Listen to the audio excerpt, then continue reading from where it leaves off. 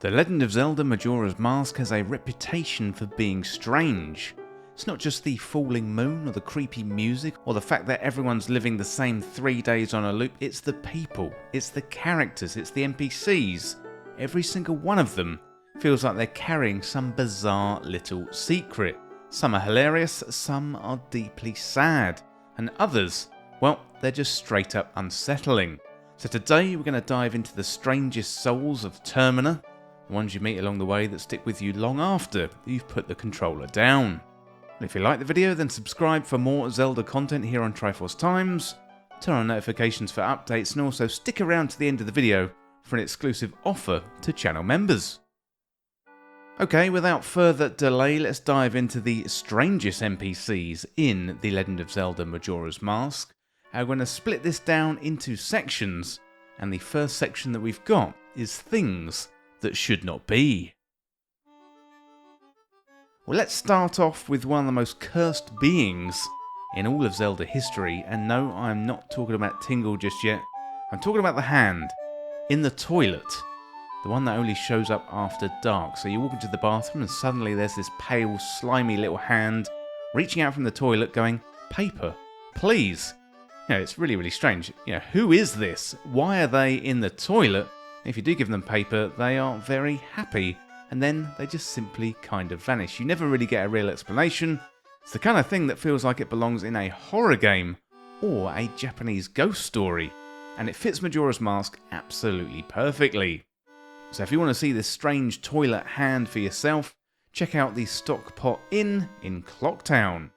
Well, next up there's Kamaro, so this glowing blue dancing guy on top of a mushroom in the dead of night. Now what is his whole deal? He died before he could share his legendary dance moves with the world, so naturally you have to play a song, absorb his soul into a mask, and then teach his dance to 2 backup dancers in Clocktown. Of course you do. Because that is how grief works in Zelda. But real talk, it is kind of beautiful. The idea of passing on your creativity even after death, plus also the dance is really, really good too. So if you want to check out Kamaro, you'll find him on the Mushroom Rock in Termina Field. Next up we have Guru Guru. So Guru Guru is back from Ocarina of Time and, well, he's not doing great. So he's holed up by the laundry pool in Clocktown, spiralling into a full-on rant about he once betrayed his musical troupe and stole something very important. Thing is, you can't really tell if he's sad or furious or just totally losing it. His whole energy is off, like I play my phonograph to hide the screaming kind of off. Well, if you want to check out Guru Guru, well, you can find him in the Stockpot Inn during the day, and then at night you're going to find him by the laundry pool, and both of those locations are found in Clocktown. Well, that is it for the things that should not be, but next up we have the broken and the burdened. Well, first of all, we have Grog. You're going to find this little dude sitting by a shack surrounded by baby cuckoos. Instead of being happy, he's like, "I never smiled, and I think I'm going to die soon." But the really wild part is he's not being dramatic. The moon is literally falling on Termina. He just wants to see his chicks grow up before he dies. So he put on a mask and marched those little birds to adulthood like a poultry-powered Pied Piper. And Grog, well, he finally smiles and then just kind of fades out. It's one of the weirdest, most touching moments in all of Majora's Mask. So if you want to find Grog, you find him at the Cuckoo Shack near Romani Ranch. Okay, next up we've got the postman. So the postman is obsessed with his schedule. He just can't function without it. Even when the moon is about to crash into Termina, he refuses to leave town unless it's in his itinerary. You talk to him at the right time, he's going to have a full-on breakdown over it. He's crying because he can't choose between his duty and survival. It is kind of funny, but it also is very tragic too. But at its core, Majora's Mask is a game about people clinging on to the normalcy of life whilst the world ends. If you want to speak to the postman, you can find him in the post office in Clocktown. Well, that is it for the broken and the burden. But next up, we've got shadows and thieves. Well, first up, we have Sakon. So this twitchy little weirdo creeps around at night stealing people's stuff. He's got a giant red nose, a horrible laugh, and it just about gives off the worst possible vibes. You actually have to break into his lair to stop him from ruining someone's life. And what is in his hideout? A creepy conveyor belt puzzle like something out of Saw. He's not tragic, he's not misunderstood. He's like a little goblin man who loves chaos and lives in this world like it's totally fine. You can find Sakon in the bomb shop, and that is in Clocktown, and that is also on the first night. Well, next up we've got the Gorman brothers. They are failed entertainers turned bitter ranchers. They run their own little shady horse track, sabotage their neighbours' milk deliveries, and basically just ooze resentment. They're mean and they're jealous. They used to be a part of a musical troupe alongside Guru and Kamaro. Something happened, something broke, and now all that's left is spite. If you want to see the Gorman brothers, you can find them at the Gorman track on Milk Road. Next up we have Sharp and Flat. They are ghostly composer brothers who literally battle each other with music. Sharp is the angry one, and he's cursed a river with death. Flat hides in a grave, trying to save what's left. To fix it, you literally have to duel their spirits with a song that brings peace to the dead. It's haunting, it is dramatic, and somehow it is still very, very Zelda. If you want to find Flat, you can find him in the graveyard. Well, that is it for Shadows and Thieves. But next up, we have Love, and we have Loss. Romani Ranch is where things go from strange to quite emotional. Romani, the little sister, insists that they are coming, ghostly aliens who abduct the cows every year. Unfortunately, no one believes her, not even her older sister, Cremia, who's too busy to try and keep the ranch afloat and protect her younger sister from the inevitable moon destruction. And if you fail to help Romani, she's gone. She's taken, but when you see her again, she's quiet, changed, and that scene is pretty genuinely upsetting.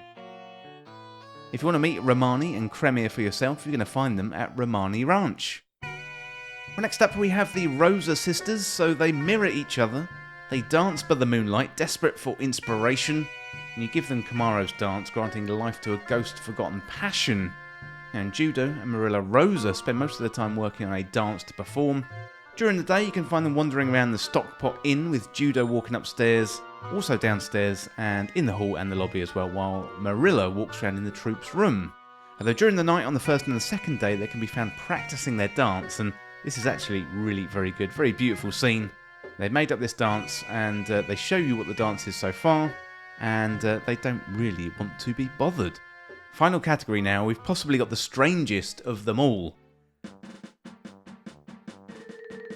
First of all we have Tingle. So Tingle is, without question, one of the strangest characters in Majora's Mask, and maybe the entire Zelda series. It's a 35-year-old man who wears a full green bodysuit and believes he's a forest fairy.